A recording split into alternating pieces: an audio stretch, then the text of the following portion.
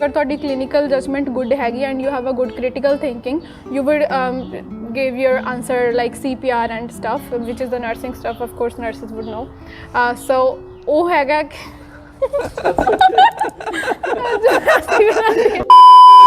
ਸਤਿ ਸ਼੍ਰੀ ਅਕਾਲ ਜੀ ਸਾਰਿਆਂ ਦਾ। ਅੱਜ ਅਸੀਂ ਤੁਹਾਨੂੰ ਆਪਣੇ ਚੈਨਲ ਤੇ ਗੁਰਪਿੰਦਰ ਜੀ ਨਾਲ ਮਿਲਾਨ ਜਾ ਰਹੇ ਹਾਂ, ਜੋ ਕਿ ਇੱਕ ਰਜਿਸਟਰਡ ਨਰਸ ਨੇ ਕੈਨੇਡਾ 'ਚ। ਐਂਡ ਅਸੀਂ ਉਹਨਾਂ ਤੋਂ ਜਾਣਾਂਗੇ ਕਿ ਕੀ ਪ੍ਰੋਸੈਸ ਹੈ ਕੈਨੇਡਾ 'ਚ ਇੱਕ ਰਜਿਸਟਰਡ ਨਰਸ ਬਣਨ ਦਾ, ਐਂਡ ਉਹਨਾਂ ਦਾ ਆਪਣਾ ਐਕਸਪੀਰੀਅੰਸ ਕਿ ਉਹਨਾਂ ਨੂੰ ਕੀ ਡਿਫਿਕਲਟੀਜ਼ ਦਾ ਸਾਹਮਣਾ ਕਰਨਾ ਪਿਆ ਐਜ਼ ਅ ਰਜਿਸਟਰਡ ਨਰਸ ਬਣਨ ਲਈ। So thank you so much for your time Gurpinder, and welcome to the channel. Thank you. So my name is Gurpinder. Right now मैं as RN काम कर रही हूँ in LaPointe Fisher and St. Joseph's Hospital in Guelph. I came here in May 2016 and that's when my journey begins in Canada.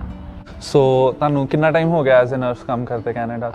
Right now ਮੈਨੂੰ 2 ਸਾਲ ਹੋ ਚੁੱਕੇ ਨੇ। ਸੋ ਅਗਰ ਕਿਸੇ ਨੇ ਇੰਡੀਆ +2 ਕੀਤੀ ਹੈ ਮੈਡੀਕਲ 'ਚ ਐਂਡ ਉਹ ਕੈਨੇਡਾ ਆ ਕੇ ਐਜ਼ ਅ ਰਜਿਸਟਰਡ ਨਰਸ ਬਣਨਾ ਚਾਹੁੰਦਾ, ਉਹ +2 ਤੋਂ ਬਾਅਦ ਵੀ ਆ ਸਕਦੇ ਆ ਜਾਂ ਉਹਨਾਂ ਦੀ ਇੰਡੀਆ ਕੋਈ ਡਿਗਰੀ ਹੋਣੀ ਜ਼ਰੂਰੀ ਹੈ ਕੈਨੇਡਾ ਨਰਸ ਬਣਨ ਦੇ ਲਈ? ਓਕੇ, ਅਗਰ ਤੁਸੀਂ ਇੰਡੀਆ ਨਰਸਿੰਗ ਕਰ ਰਹੇ ਹੋ ਤਾਂ ਤੁਹਾਨੂੰ +2 ਮੈਡੀਕਲ, ਉਸ ਤੋਂ ਬਾਅਦ ਤੁਹਾਡੀ 4 ਈਅਰ ਡਿਗਰੀ ਹੈ। ਬਟ ਅਗਰ ਤੁਸੀਂ ਕੈਨੇਡਾ ਦੇ ਵਿੱਚ ਆਉਂਦੇ ਹੋ ਤਾਂ ਉਸ ਤੋਂ +2 ਮੈਡੀਕਲ, ਇੱਥੇ ਆ ਕੇ ਤੁਸੀਂ ਮੈਥਸ ਐਡੀਸ਼ਨਲ ਕਰਕੇ ਉਸ ਤੋਂ ਬਾਅਦ ਆਪਣੀ ਨਰਸਿੰਗ ਕਰੀਅਰ ਪਰਸਿਊ ਕਰ ਸਕਦੇ ਹੋ। ਓਕੇ, ਸੋ ਜਿਹੜੇ +2 ਕਰਕੇ ਆਉਂਦੇ ਨੇ ਉਹਨਾਂ ਨੂੰ ਇੱਥੇ ਆ ਕੇ ਮੈਥਸ ਕਰਨਾ ਪਏਗਾ ਕਿਉਂਕਿ ਉਹ ਇੱਕ ਰਿਕੁਆਇਰਮੈਂਟ ਹੈ ਹਾਂਜੀ, ਉਹ ਕੈਨੇਡਾ ਦੀ ਨਰਸਿੰਗ ਦੇ ਵਿੱਚ ਜਾਣ ਦੀ ਇੱਕ ਰਿਕੁਆਇਰਮੈਂਟ ਹੈ। ਐਂਡ ਜਿੱਦਾਂ ਤੁਸੀਂ ਇੰਡੀਆ ਤੋਂ ਡਿਗਰੀ ਕਰਕੇ ਆਏ ਹਨਾ, ਤੁਸੀਂ ਨਰਸ ਸੀਗੇ ਇੰਡੀਆ ਤੋਂ, ਤੇ ਤੁਸੀਂ ਇੱਥੇ ਆ ਕੇ ਡਾਇਰੈਕਟ ਆਪਣਾ ਜੌਬ ਲੱਭਣੀ ਸ਼ੁਰੂ ਕਰ ਸਕਦੇ ਹੋ ਜਾਂ ਇੱਥੇ ਆ ਕੇ ਦੁਬਾਰਾ ਫਰਦਰ ਸਟੱਡੀ ਕਰਨੀ ਪਈ ਤੁਹਾਨੂੰ? ਜਸਟ ਟੂ ਕਲੈਰੀਫਾਈ ਕਿ ਅਗਰ ਤੁਸੀਂ ਇੰਡੀਆ ਐਜ਼ ਅ ਨਰਸ ਕੰਮ ਕੀਤਾ ਤਾਂ ਇੱਥੇ ਆ ਕੇ ਤੁਸੀਂ ਐਜ਼ ਅ ਨਰਸ ਕੰਮ ਨਹੀਂ ਕਰ ਸਕਦੇ ਜਿੰਨਾ ਟਾਈਮ ਤੁਹਾਨੂੰ ਲਾਇਸੈਂਸ ਨਹੀਂ ਮਿਲਦਾ। ਲਾਇਸੈਂਸ ਲੈਣ ਦੀ ਇੱਕ ਐਲੀਜੀਬਿਲਿਟੀ ਹੁੰਦੀ ਹੈ, ਉਸ ਲਈ ਤੁਹਾਨੂੰ further studies mostly Canadian study ਤੁਹਾਨੂੰ ਕਰਨੀ ਪੈਂਦੀ ਆ ਔਰ ਉਹ ਕਲੀਨਿਕਲ ਰਿਲੇਟਡ ਹੋਵੇ। ਓਕੇ, ਸੋ ਜਿਹੜੀ ਤੁਹਾਡੀ ਸਟੱਡੀ ਸੀ ਕੈਨੇਡਾ ਉਹ ਕਿੰਨੇ ਟਾਈਮ ਦੀ ਸੀ? ਐਂਡ ਉਹ ਸਟੱਡੀ ਤੋਂ ਬਾਅਦ ਜਿੱਦਾਂ ਤੁਸੀਂ ਕਹਿ ਰਹੇ ਸੀ ਸਰਟੀਫਿਕੇਸ਼ਨ ਵਗੈਰਾ, ਤੁਹਾਨੂੰ ਕੋਈ ਹੋਰ ਫਰਦਰ ਟੈਸਟਸ ਦੇਣੇ ਪੈਂਦੇ ਆ ਜਾਂ ਕੋਈ ਹੋਰ ਸਰਟੀਫਿਕੇਟ? ਥੋੜਾ ਜੇ ਤੁਸੀਂ ਡਿਟੇਲ 'ਚ ਦੱਸ ਸਕੋ। ਸੋ ਅਗਰ ਤੁਸੀਂ ਇੰਡੀਆ ਤੋਂ ਇੱਥੇ ਆ ਰਹੇ ਹੋ, ਪਹਿਲਾਂ ਤੁਹਾਨੂੰ ਆਈ ਵਿਲ ਸੇ ਕਿ ਅਗਰ ਤੁਸੀਂ ਐਜ਼ ਅ ਨਰਸ ਹੀ ਕੰਮ ਕਰਨਾ ਹੈ ਕੈਨੇਡਾ ਦੇ ਵਿੱਚ ਤਾਂ ਆਈ ਵੁੱਡ ਸੇ ਕਿ ਇੱਕ ਕਲੀਨਿਕਲ ਪਾਰਟ ਵਾਲਾ ਕੋਰਸ ਲਓ। For example critical care nursing, ਇਹ ਕਲੀਨਿਕਲ ਦੇ ਵਿੱਚ ਆਉਂਦਾ ਹੈ। ਜੈਰੈਂਟੋਲੋਜੀ ਨਰਸਿੰਗ, ਇਹ ਵੀ ਕਲੀਨਿਕਲ ਦੇ ਵਿੱਚ ਆਉਂਦਾ ਹੈ। ਪੈਲੀਏਟਿਵ ਕੇਅਰ ਨਰਸਿੰਗ, ਇਹ ਵੀ ਕਲੀਨਿਕਲਸ ਦੇ ਵਿੱਚ ਆਉਂਦਾ। ਬਟ ਆਪਣੇ ਕੁਝ ਸਟੂਡੈਂਟਸ ਹੁੰਦੇ ਨੇ ਜਿਨ੍ਹਾਂ ਨੂੰ ਨਹੀਂ ਨੌਲੇਜ ਹੁੰਦੀ, ਉਹ ਐਡਮਿਨਿਸਟ੍ਰੇਸ਼ਨ ਦਾ ਕੋਰਸ ਉਹਨਾਂ ਨੂੰ ਮੇਬੀ ਜਿਹੜੇ ਕੰਪਨੀਜ਼ ਵਗੈਰਾ ਹੁੰਦੇ ਨੇ ਜਿੱਥੋਂ ਆਪਾਂ ਵੀਜ਼ਾ ਲਗਵਾਉਂਦੇ ਆ ਜਸਟ ਫॉर ਦ ਸੇਕ ਆਫ ਗੈਟਿੰਗ ਵੀਜ਼ਾ, ਉਹ ਇੱਥੇ ਲੈ ਕੇ ਆ ਜਾਂਦੇ ਨੇ ਬਟ ਉਹਨਾਂ ਨੂੰ ਐਲੀਜੀਬਿਲਿਟੀ ਲੈਣ ਦੇ ਵਿੱਚ ਪ੍ਰੋਬਲਮ ਆਉਂਦੀ ਹੈ। ਸੋ ਆਈ ਵੁੱਡ ਸੇ ਕਿ ਕ੍ਰਿਟੀਕਲ ਕੇਅਰ ਨਰਸਿੰਗ ਜਿਨ੍ਹਾਂ ਦੇ ਵਿੱਚ ਕਲੀਨਿਕਲ ਆਵਰਸ ਮਿਲਦੇ ਹੋਣ ਤੁਹਾਨੂੰ, ਬਿਕੋਜ਼ ਐਲੀਜੀਬਿਲਿਟੀ ਲੈਣ ਲਈ ਉਹ ਜਿੱਥੋਂ ਐਲੀਜੀਬਿਲਿਟੀ ਲੈਣ ਵਾਲੀ ਜਿਹੜੀ ਇੱਕ ਨਾਨ ਪ੍ਰੋਫਿਟ ਆਰਗੇਨਾਈਜੇਸ਼ਨ ਹੈ that is called as NNAS, which is National Nursing Assessment Service. So ਇਹ ਇੱਕ ਜਿਹੜੀ ਨਾਨ ਪ੍ਰੋਫਿਟ ਆਰਗੇਨਾਈਜੇਸ਼ਨ ਹੈ, this is for internationally educated nurses. Doesn't matter ਤੁਸੀਂ ਇੰਡੀਆ ਤੋਂ ਆ, ਕਿਤੋਂ ਵੀ ਕਿਸੇ ਹੋਰ ਕੰਟਰੀ ਤੋਂ ਆ ਐਕਸੈਪਟ ਕੈਨੇਡਾ, ਤੁਹਾਨੂੰ ਆਪਣੀ ਡਿਗਰੀ ਦੀ ਇਵੈਲੂਏਸ਼ਨ ਉਹਨਾਂ ਤੋਂ ਕਰਵਾਉਣੀ ਪੈਂਦੀ ਹੈ। ਅਤੇ ਉਹਨਾਂ ਦੇ ਕੁਝ ਇੱਕ ਕਲੀਨਿਕਲ ਪਾਰਟਸ ਹੁੰਦੇ ਨੇ ਕਿ ਅਗਰ ਤੁਹਾਡੀ ਕੋਈ ਐਜੂਕੇਸ਼ਨ ਦੇ ਵਿੱਚ, ਫੋਰ ਐਗਜ਼ਾਮਪਲ ਮੈਂ ਕੀਤਾ ਸੀ 8 ਮੰਥ ਦਾ course. First was critical care nursing from Conestoga college, and ਉਸ ਤੋਂ ਬਾਅਦ ਹੀ ਮੈਂ 8 ਮੰਥ ਦਾ ਹੋਰ ਕੋਰਸ ਕੀਤਾ ਸੀ that was gerontology nursing. So I had 2 specialities which is critical care and gerontology. So Canada license ਜਾਂ ਸਰਟੀਫਿਕੇਸ਼ਨ ਲੈਣ ਦਾ to be a registered nurse, ਉਹਦਾ ਕੀ ਪ੍ਰੋਸੈਸ ਹੈ? So if you want to get certified in Canada as a registered nurse or LPN licensed practical nurse, so ਇਹਦੇ ਲਈ ਤੁਹਾਨੂੰ ਆਪਣੀ ਐਜੂਕੇਸ਼ਨ ਪਹਿਲਾਂ ਅਸੈਸਮੈਂਟ ਕਰਵਾਉਣੀ ਪੈਂਦੀ ਹੈ from NNAS which I talked about. ਉਸ ਤੋਂ ਬਾਅਦ ਔਰ NNAS ਤੋਂ ਅਗਰ ਤੁਹਾਨੂੰ ਅਸੈਸਮੈਂਟ ਹੋ ਜਾਂਦੀ ਹੈ ਤੁਹਾਡੀ education the, that is not organization to give you eligibility. ਉਸ ਤੋਂ ਬਾਅਦ ਉਹ ਤੁਹਾਡੀ ਪੂਰੀ ਐਜੂਕੇਸ਼ਨ ਨੂੰ ਅਸੈਸ ਕਰਕੇ ਤੁਹਾਨੂੰ ਇਹ ਦੱਸਦੇ ਨੇ ਕਿ ਤੁਹਾਡੀ ਜਿਹੜੀ ਐਜੂਕੇਸ਼ਨ ਆ ਉਹ ਕੈਨੇਡੀਅਨ ਡਿਗਰੀ ਦੇ ਇਕੁਇਵਲੈਂਟ ਹੈਗੀ ਹੈ ਜਾਂ ਨਹੀਂ ਹੈਗੀ। ਅਗਰ ਤੁਹਾਡੀ ਐਜੂਕੇਸ਼ਨ ਜਿਹੜੀ ਹੈਗੀ ਇਕੁਇਵਲੈਂਟ ਹੈਗੀ ਆ ਦੈਟਸ ਫਾਈਨ। ਉਸ ਤੋਂ ਬਾਅਦ ਤੁਹਾਡੀ ਅਗਰ ਹੈਗੀ ਆ ਉਹਦਾ that is called as advisory report, ਜੋ ਸਾਨੂੰ NNAS ਦਿੰਦੀ ਹੈ। ਉਸ ਐਡਵਾਈਜ਼ਰੀ ਰਿਪੋਰਟ ਦੇ ਬੇਸਿਸ 'ਤੇ ਅਸੀਂ ਜਿਹੜੀ ਅਲੱਗ-ਅਲੱਗ ਪ੍ਰੋਵਿੰਸਿਸ ਨੇ, ਅਗਰ ਤੁਸੀਂ ਓਨਟਾਰੀਓ ਦੇ ਵਿੱਚ ਐਜ਼ ਅ ਨਰਸ ਕੰਮ ਕਰਨਾ, ਤੁਸੀਂ ਉਹਨਾਂ ਦੀ ਰੈਗੂਲੇਟਰੀ ਬੋਡੀ ਨੂੰ ਅਪਲਾਈ ਕਰ ਸਕਦੇ ਹੋ। Regulatory body is the for example in Ontario ਦੇ ਵਿੱਚ we have college of nurses of Ontario. ਅਲੱਗ-ਅਲੱਗ ਪ੍ਰੋਵਿੰਸਿਸ ਦੇ ਅਲੱਗ-ਅਲੱਗ ਕਾਲਜਸ ਨੇ ਫॉर ਨਰਸਿੰਗ ਔਰ ਉਹਨਾਂ ਦੀ ਅਲੱਗ-ਅਲੱਗ ਜਿਵੇਂ ਪ੍ਰੋਸੀਜਰਸ ਨੇ to get certified. If we are talking about Ontario, ਇੱਥੇ ਆਪਾਂ ਪਹਿਲਾਂ ਅਗਰ ਐਡਵਾਈਜ਼ਰੀ ਰਿਪੋਰਟ ਜਿਵੇਂ ਆਪਾਂ ਨੂੰ ਮਿਲ ਜਾਂਦੀ ਆ, ਉਸ ਤੋਂ ਬਾਅਦ ਆਪਾਂ ਓਨਟਾਰੀਓ ਨਰਸਿਸ ਜਿਹੜੇ ਕਾਲਜ ਹੈ ਉਹਨਾਂ ਨੂੰ ਅਪਲਾਈ ਕਰਨਾ। ਉਹ ਆਪਾਂ ਨੂੰ ਐਲੀਜੀਬਿਲਿਟੀ ਦਿੰਦੇ ਆ ਕਿ you can work as RN ਔਰ ਨੋ। ਅਗਰ ਤੁਸੀਂ ਐਲੀਜੀਬਲ ਨਹੀਂ ਹੈਗੇ, ਮੋਸਟਲੀ ਇਹ ਉਹ ਕੇਸਿਸ ਦੇ ਵਿੱਚ ਹੁੰਦਾ ਜਿਹੜੇ ਸਟੂਡੈਂਟਸ ਇੱਥੇ ਐਡਮਿਨਿਸਟ੍ਰੇਟਿਵ ਕੋਰਸਿਸ ਲੈ ਕੇ ਆਉਂਦੇ ਨੇ। ਫੋਰ ਐਗਜ਼ਾਮਪਲ ਜਿਵੇਂ ਇੰਡੀਆ ਤੋਂ ਵੀਜ਼ਾ ਲੈ ਕੇ ਆਏ ਨੇ ਇੱਥੇ, ਉਹ ਐਡਮਿਨਿਸਟ੍ਰੇਸ਼ਨ ਦੇ ਵਿੱਚ ਚਲੇ ਗਏ, ਉਸ ਤੋਂ ਬਾਅਦ ਉਹ ਐਡਵਾਈਜ਼ਰੀ ਰਿਪੋਰਟ ਉਹਨਾਂ ਦੀ ਜਿਹੜੀ ਹੈਗੀ ਆ ਕੰਪੇਰੇਬਲ ਨਹੀਂ ਆਉਂਦੀ ਕੈਨੇਡਾ ਦੇ ਵਿੱਚ, ਤਾਂ ਉਹ ਉਹਨਾਂ ਨੂੰ ਐਡੀਸ਼ਨਲ ਕੋਰਸਿਸ ਕਰਨ ਲਈ ਕਹਿੰਦੇ ਆ। Four example in my case, ਮੈਂ ਕ੍ਰਿਟੀਕਲ ਕੇਅਰ ਨਰਸਿੰਗ ਕੀਤਾ, ਉਸ ਤੋਂ ਬਾਅਦ ਜੈਰੰਟੋਲੋਜੀ ਨਰਸਿੰਗ ਕੀਤਾ, ਤੇ ਦੋਨੋਂ ਇਹ ਜਿਹੜੇ ਕੋਰਸਿਸ ਦੇ ਇਹਨਾਂ ਦੇ ਵਿੱਚ ਸਾਡੇ ਕਲੀਨਿਕਲ ਆਵਰਸ ਸੀ। ਸਾਨੂੰ ਹਸਪੀਟਲ ਦੇ ਵਿੱਚ 12 ਆਵਰ ਸ਼ਿਫਟਸ ਲਾਉਣੀਆਂ ਪੈਂਦੀਆਂ ਸੀ, ਜੋ ਸਾਡੇ ਕਾਊਂਟ ਹੋਇਆ ਕੈਨੇਡੀਅਨ ਐਕਸਪੀਰੀਅੰਸ ਦੇ ਇਕੁਇਵਲੈਂਟ। ਉਸ ਕਰਕੇ ਤੁਹਾਨੂੰ ਇੱਕ ਸਰਟੀਫਿਕੇਸ਼ਨ ਉਹ ਦੇ ਦਿੰਦੇ ਆ ਕਿ you R qualified for eligibility. ਉਸ ਤੋਂ ਬਾਅਦ ਅਗਰ ਤੁਹਾਨੂੰ ਰੈਗੂਲੇਟਰੀ ਬਾਡੀ ਤੁਹਾਡੀ ਐਲੀਜੀਬਿਲਿਟੀ ਦੇ ਦਿੰਦੀ ਆ, ਉਸ ਤੋਂ ਬਾਅਦ ਤੁਸੀਂ ਆਪਣਾ RN ਦਾ ਐਗਜ਼ਾਮ ਲਿਖ ਸਕਦੇ ਹੋ। ਓਕੇ, ਸੋ ਐਲੀਜੀਬਿਲਿਟੀ ਲੈਣ ਲਈ ਕੋਈ ਅਗਰ ਬੰਦਾ ਵੋਲੰਟੀਅਰ ਵਰਕ ਕਰ ਰਿਹਾ, ਉਹਦਾ ਵੀ ਕੋਈ ਬੈਨੀਫਿਟ ਹੁੰਦਾ ਉਹਨੂੰ? ਵੋਲੰਟੀਅਰ ਵਰਕ ਦਾ ਅਗਰ ਕਹਿ ਦਈਏ ਕਿ ਐਲੀਜੀਬਿਲਿਟੀ ਦੇ ਵਿੱਚ ਤੁਹਾਨੂੰ ਕੋਈ ਹੈਲਪ ਨਹੀਂ ਹੁੰਦੀ, ਬਟ ਅਗਰ ਵੋਲੰਟੀਅਰ ਵਰਕ ਆਫ ਕੋਰਸ ਤੁਸੀਂ ਐਜ਼ ਅ ਨਰਸ ਨਹੀਂ ਕਰ ਸਕਦੇ। ਇੱਥੇ ਵੋਲੰਟੀਅਰ ਵਰਕ ਕਰਨ ਲਈ ਵੀ ਤੁਹਾਨੂੰ ਇੱਕ ਲਾਇਸੈਂਸ ਦੀ ਲੋੜ ਹੈਗੀ ਆ। You cannot even go to hospital as a nurse in any of the hospitals in Canada ਅਗਰ ਤੁਹਾਡੇ ਕੋਲ ਲਾਇਸੈਂਸ ਨਹੀਂ ਹੈਗਾ। ਸੋ ਅਗਰ ਇੱਕ ਵਾਰੀ ਸਾਨੂੰ ਲਾਇਸੈਂਸ ਮਿਲ ਗਿਆ registered nurse the and job ਮਿਲਣ 'ਚ ਥੋੜ੍ਹੀ ਬਹੁਤ ਕਿਸੇ ਨੂੰ ਮੁਸ਼ਕਿਲ ਆ ਰਹੀ ਹੈ, then I think volunteer work ਦਾ ਉਹਨਾਂ ਨੂੰ ਬੈਨੀਫਿਟ ਹੋ ਸਕਦਾ। ਬੈਨੀਫਿਟ ਹੋ ਸਕਦਾ, ਬਟ ਇਹ ਨਹੀਂ ਹੈ ਕਿ ਅਗਰ ਤੁਸੀਂ ਵੋਲੰਟਰੀ ਵਰਕ ਕੀਤਾ ਤਾਂ ਤੁਹਾਨੂੰ ਜੌਬ ਮਿਲੂਗੀ ਹੀ। ਉਹ ਇੱਕ ਪਲੱਸ ਪੁਆਇੰਟ ਹੋ ਜਾਂਦਾ, ਇੱਕ ਐਡਵਾਂਟੇਜ ਹੋ ਜਾਂਦਾ। ਸੋ ਤੁਸੀਂ ਜਿੱਦਾਂ ਗੱਲ ਕੀਤੀ LPN ਐਂਡ RN ਦੀ, ਸੋ ਦੋਨਾਂ ਚੋਂ ਜ਼ਿਆਦਾ ਈਜ਼ੀ ਕਿਹੜਾ? ਤੁਸੀਂ ਕਿਹੜਾ ਰਿਕਮੈਂਡ ਕਰਦੇ ਹੋ ਬੰਦੇ ਨੂੰ? ਪਹਿਲੇ LPN ਲੈਣੀ ਚਾਹੀਦੀ ਹੈ ਜਾਂ RN ਦੇ ਲਈ ਜਾਣਾ ਚਾਹੀਦਾ? ਆਈ ਵੁੱਡ ਸੇ ਅਗਰ ਤੁਸੀਂ ਇੰਡੀਆ ਤੋਂ ਆ ਰਹੇ ਹੋ ਇੱਥੇ ਔਰ ਤੁਹਾਡੇ ਕੋਲ ਕੋਈ ਐਡਮਿਨਿਸਟ੍ਰੇਟਿਵ ਕੋਰਸ ਹੈ, ਲਾਈਕ ਤੁਹਾਨੂੰ ਨਹੀਂ ਸੀ ਨੌਲੇਜ, ਤਾਂ ਪਹਿਲਾਂ ਤੁਸੀਂ RPN ਦੀ ਐਲੀਜੀਬਿਲਿਟੀ ਲਈ ਅਪਲਾਈ ਕਰੋ, ਸੋ ਦੈਟ ਕਿ ਕਿਉਂਕਿ RPN ਦੀ ਜਿਹੜਾ ਸਕੋਪ ਆਫ ਪ੍ਰੈਕਟਿਸ ਹੈ ਉਹ ਥੋੜ੍ਹਾ ਜਿਹਾ ਘੱਟ ਹੈ RN ਨਾਲੋਂ, ਤੇ ਉਹਦੇ ਲਈ ਐਲੀਜੀਬਿਲਿਟੀ ਲੈਣੀ ਤੁਹਾਨੂੰ ਥੋੜ੍ਹੀ ਜਿਹੀ ਈਜ਼ੀ ਹੋ ਜਾਂਦੀ ਆ। ਬਟ ਅਗਰ ਤੁਸੀਂ ਜਿਵੇਂ RPN ਦੀ ਐਲੀਜੀਬਿਲਿਟੀ ਲੈ ਲਈ, ਉਸ ਤੋਂ ਬਾਅਦ ਐਗਜ਼ਾਮ ਲਿਖ ਕੇ ਆਪਣਾ ਸਰਟੀਫਿਕੇਸ਼ਨ ਲੈ ਕੇ 1 ਜਾਂ 2 ਸਾਲ ਦੀ ਐਕਸਪੀਰੀਅੰਸ ਤੋਂ ਬਾਅਦ ਅਗਰ ਤੁਸੀਂ ਫਿਰ ਤੋਂ ਦੁਬਾਰਾ RN ਦੀ ਐਲੀਜੀਬਿਲਿਟੀ ਲਈ ਕਰਦੇ ਹੋ ਤਾਂ ਤੁਹਾਨੂੰ ਮਿਲ ਜਾਂਦੀ ਆ। ਬਟ ਡਿਪੈਂਡ ਕਰਦਾ ਹੈ ਕਿ ਇੰਡੀਆ ਤੁਸੀਂ ਕਿਹੜੇ ਕਾਲਜ ਤੋਂ ਕੀਤੀ ਆ। ਕੁਝ ਕਾਲਜਸ ਐਵੇਂ ਨੇ ਜਿਨ੍ਹਾਂ ਦਾ ਕਰਿਕੂਲਮ ਬਹੁਤ ਜ਼ਿਆਦਾ ਵਧੀਆ। ਫੋਰ ਐਗਜ਼ਾਮਪਲ ਆਪਣਾ PGI ਚੰਡੀਗੜ੍ਹ ਹੋ ਗਿਆ, ਏਮਸ ਨਿਊ ਦਿੱਲੀ ਹੋ ਗਿਆ, ਏਮਸ ਜੋਧਪੁਰ ਹੋ ਗਏ, ਏਮਸ ਦੀਆਂ 7 ਬ੍ਰਾਂਚਿਸ ਨੇ, ਇਹਨਾਂ ਦਾ ਕਰਿਕੂਲਮ ਜਿਹੜਾ ਹੈਗਾ ਕਾਫੀ ਵਧੀਆ। ਤਾਂ ਅਗਰ ਤੁਸੀਂ ਉੱਥੋਂ ਪੜ੍ਹੇ ਹੋ ਜਾਂ PGI ਤੋਂ ਪੜ੍ਹੇ ਹੋ, ਕੋਈ ਫੋਰਟਿਸ ਤੋਂ ਪੜ੍ਹੇ ਨੇ ਕਾਫੀ ਸਟੂਡੈਂਟਸ, ਤਾਂ ਉਹਨਾਂ ਲਈ ਬੈਟਰ ਹੈ। ਅਗਰ ਉਹ ਕਾਫੀ ਜ਼ਿਆਦਾ ਕੌਨਫੀਡੈਂਟ ਨੇ ਤਾਂ they can apply for direct RN। ਔਰ ਬਟ ਐਗਜ਼ਾਮ ਵਾਈਜ਼ ਅਗਰ ਗੱਲ ਕਰੀਏ RN and RPN is easier than RN ਲਈ ਕਾਫੀ ਜ਼ਿਆਦਾ ਮਿਹਨਤ ਕਰਨੀ ਪੈਂਦੀ ਹੈ ਐਜ਼ RPN। ਉਸ ਤੋਂ ਬਾਅਦ ਤੁਸੀਂ ਥੋੜ੍ਹੇ ਟਾਈਮ ਦਾ ਐਕਸਪੀਰੀਅੰਸ ਲੈ ਕੇ ਉਸ ਤੋਂ ਬਾਅਦ you can go for further RN studies.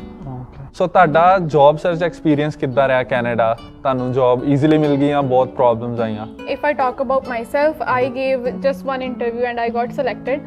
But I know most of the nurses ਬਹੁਤ ਜ਼ਿਆਦਾ ਪ੍ਰੋਬਲਮਸ ਫੇਸ ਕਰਦੇ ਆ ਕਿ ਜੌਬ ਨਹੀਂ ਮਿਲ ਰਹੀ। Depends on the area as well ਕਿ ਤੁਸੀਂ ਕਿੱਥੇ ਰਹਿ ਰਹੇ ਹੋ। ਐਂਡ ਇਫ ਤੁਹਾਨੂੰ ਜੌਬ ਨਹੀਂ ਮਿਲ ਰਹੀ, ਫੋਰ ਐਗਜ਼ਾਮਪਲ ਤੁਹਾਡੇ ਕੋਲ ਲਾਇਸੈਂਸ ਹੈਗਾ, you are applying for jobs, ਤੁਹਾਨੂੰ ਜੌਬ ਨਹੀਂ ਮਿਲ ਰਹੀ, you can always go for voluntary work. Voluntary work ਦੇ ਵਿੱਚ ਇਹ ਹੁੰਦਾ ਹੈ ਕਿ ਤੁਹਾਨੂੰ ਇੰਟਰਵਿਊ ਲਈ ਜਾਣਾ ਪੈਂਦਾ। ਉੱਥੇ ਅਗਰ ਤੁਹਾਨੂੰ ਸਿਲੈਕਟ ਕਰ ਲੈਂਦੇ ਨੇ ਉਹ, ਤਾਂ ਤੁਹਾਨੂੰ ਕੁਝ ਸਪੈਸੀਫਿਕ ਆਵਰਸ ਮਿਲਦੇ ਆ ਕਿ you can work as nurse in particular hospital, and ਉਸ ਦੇ ਬੇਸਿਸ 'ਤੇ ਜਦੋਂ ਤੁਹਾਡੇ CV 'ਤੇ ਜਾਂਦਾ ਤਾਂ you got selected. Because mostly ਹੁੰਦਾ ਹੈ ਕਿ ਇੰਟਰਨੈਸ਼ਨਲ ਐਜੂਕੇਟਿਡ ਨਰਸਿਸ ਦਾ ਕੈਨੇਡੀਅਨ ਐਕਸਪੀਰੀਅੰਸ ਨਹੀਂ ਹੁੰਦਾ, ਬਟ ਜਦੋਂ ਤੁਸੀਂ as a voluntary as a nurse ਕੰਮ ਕਰਦੇ ਹੋ ਤਾਂ ਉਹ ਇੱਕ ਪਲੱਸ ਪੁਆਇੰਟ ਹੋ ਜਾਂਦਾ ਤੁਹਾਡੇ CV 'ਤੇ। ਐਂਡ ਅਗਰ ਓਵਰਆਲ ਆਪਾਂ ਜੌਬ ਸਰਚ ਦੀ ਗੱਲ ਕਰੀਏ ਤਾਂ ਮੋਸਟਲੀ ਜਿਵੇਂ ਨਰਸਿਸ ਦੀ ਜੌਬ ਅਵੇਲੇਬਲ ਹੁੰਦੀ ਆ, ਇੰਡੀਡ 'ਤੇ ਹੁੰਦੀ ਆ, ਬਾਕੀ ਹੋਰ ਕਾਫੀ ਸਾਰੀਆਂ ਵੈਬਸਾਈਟਸ ਨੇ। ਬਟ ਆਈ ਵੁੱਡ ਰਿਕਮੈਂਡ ਜਿੱਥੇ ਵੀ ਮਤਲਬ ਤੁਹਾਡਾ ਆਫਕੋਰਸ ਤੁਹਾਡਾ ਕੋਈ ਟਾਰਗੇਟ ਹੁੰਦਾ ਕਿ ਤੁਸੀਂ ਇੱਥੇ ਜੌਬ ਕਰਨੀ ਹੈ, keep on applying. I wood recommend ਕਿ ਤੁਸੀਂ ਪਰਸਨਲੀ ਜਾ ਕੇ ਉੱਥੇ ਆਪਣਾ ਰੈਜ਼ੂਮੇ ਡ੍ਰੌਪ ਆਫ ਕਰਕੇ ਆਓ। ਔਰ ਸੈਕਿੰਡ ਵਨ ਪਲੱਸ ਪੁਆਇੰਟ ਹੋ ਜਾਂਦਾ, ਅਗਰ ਤੁਹਾਨੂੰ ਉੱਥੇ ਕੋਈ ਜਾਣਦਾ ਤਾਂ ਮੋਸਟਲੀ ਰੈਜ਼ੂਮੇ 'ਤੇ ਇਹ ਲਿਖ ਦਿਓ ਕਿ referred by this person. I would say ਕਿ ਅਗਰ ਤੁਹਾਨੂੰ ਕੋਈ ਜਾਣਦਾ ਤਾਂ ਤੁਸੀਂ ਉਹਨਾਂ ਤੋਂ ਪੁੱਛ ਕੇ ਉਹਨਾਂ ਨੂੰ ਦੱਸੋ ਕਿ ਹਾਂ I am working here. But ਅਗਰ ਤੁਸੀਂ ਹਸਪੀਟਲ ਦੇ ਵਿੱਚ ਕੰਮ ਕਰਨਾ ਆਈ ਵੁੱਡ ਸੇ ਕਿ ਪਹਿਲਾਂ ਲੌਂਗ ਟਰਮ ਕੇਅਰ ਦੇ ਵਿੱਚ ਨਾ ਜਾਓ। ਮੋਸਟਲੀ ਹਸਪੀਟਲਸ ਕੀ ਹੁੰਦੇ ਆ ਉਹਨਾਂ ਨੂੰ ਕ੍ਰਿਟੀਕਲ ਕੇਅਰ ਨਰਸਿੰਗ ਚਾਹੀਦਾ ਹੀ ਚਾਹੀਦਾ ਹੁੰਦਾ। ਅਗਰ ਤੁਸੀਂ ਇੰਟਰਨੈਸ਼ਨਲੀ ਐਜੂਕੇਟਿਡ ਨਰਸ ਹੈਗੇ ਹੋ and you want to work as RN in hospital ਤਾਂ critical care nursing is must.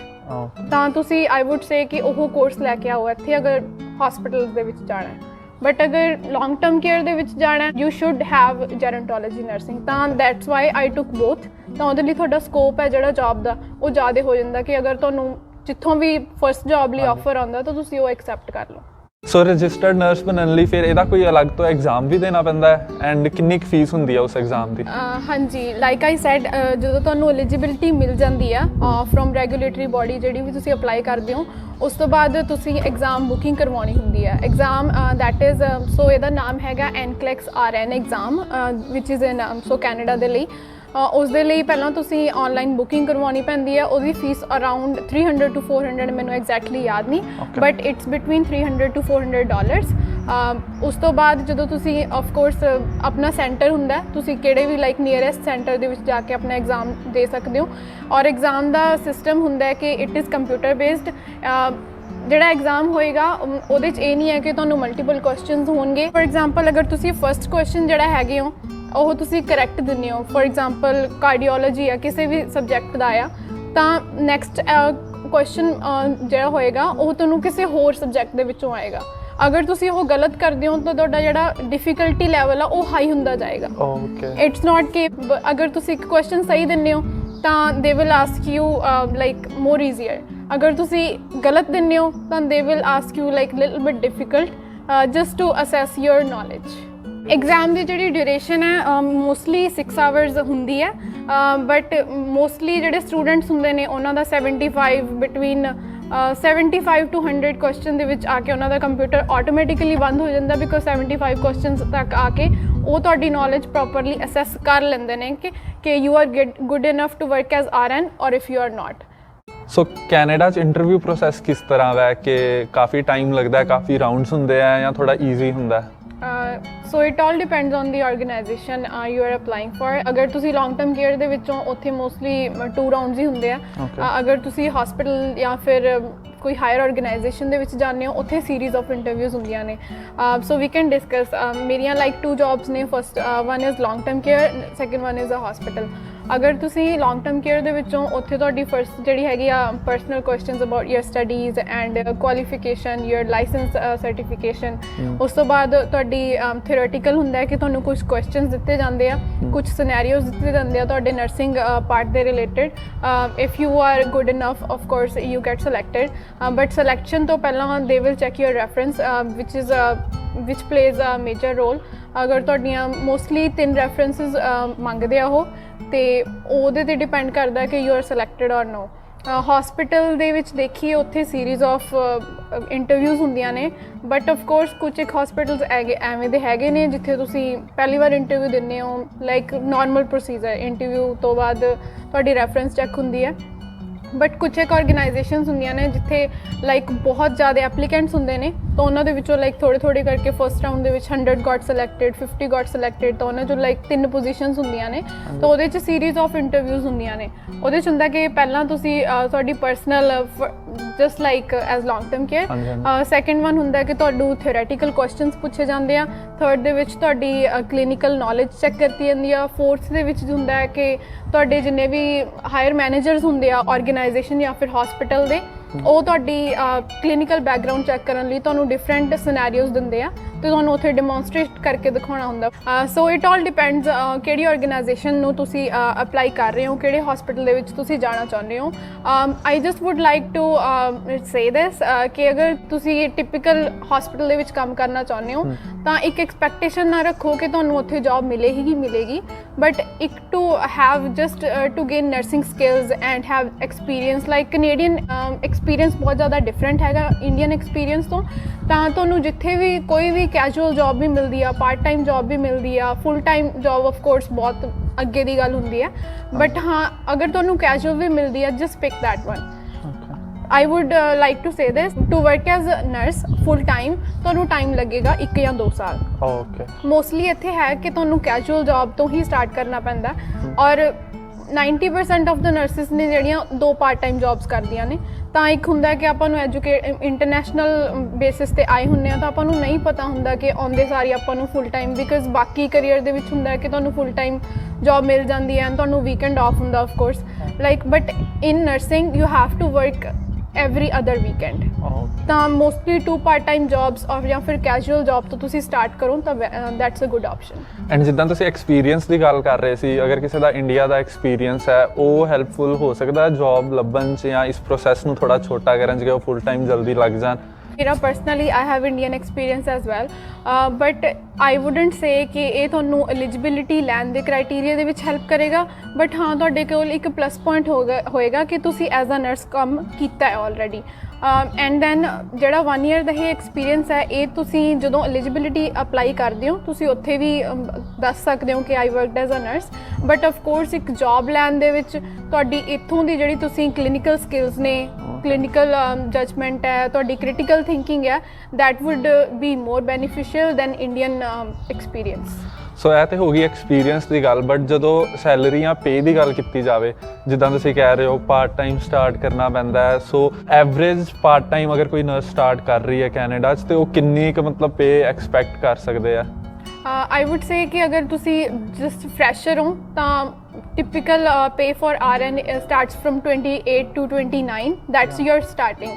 and ਅਗਰ part time casual full time ਦੀ ਥੋੜੀ ਜੀ $1 ਜਾਂ $2 ਲੈਸ ਹੋਏਗੀ ਬਿਕਾਜ਼ ਤੁਹਾਨੂੰ ਬੈਨੀਫਿਟਸ ਵੀ ਮਿਲਦੇ ਆ ਤਾਂ ਉਹ ਓਬਵੀਅਸਲੀ ਡਿਡਕਟ ਹੋ ਕੇ ਦੱਸਦੇ ਆ ਉਹ ਤੁਹਾਨੂੰ, but casual and part time ਦੀ ਜਿਹੜੀ ਸੈਲਰੀ ਹੈਗੀ ਆ that starts between 28-29, ਅਗਰ ਤੁਸੀਂ ਹਸਪੀਟਲ 'ਚੋਂ that starts from 31 or 30। So thank you so much Gurpinder ਤੁਹਾਡੇ ਟਾਈਮ ਲਈ, ਬਟ ਜਾਂਦੇ ਜਾਂਦੇ ਤੁਸੀਂ ਕੋਈ ਟਿਪਸ ਜਾਂ ਕੋਈ ਐਡਵਾਈਸ ਦੇਣਾ ਚਾਹੋ ਜੇ ਕੋਈ ਨਿਊ ਕਮਰ ਹੈ ਕੈਨੇਡਾ ਉਹ ਨਰਸ ਬਣਨਾ ਚਾਹੁੰਦਾ ਹੈ, anything if you want to? Yes, I have a very good advice for all the internationally educated nurses.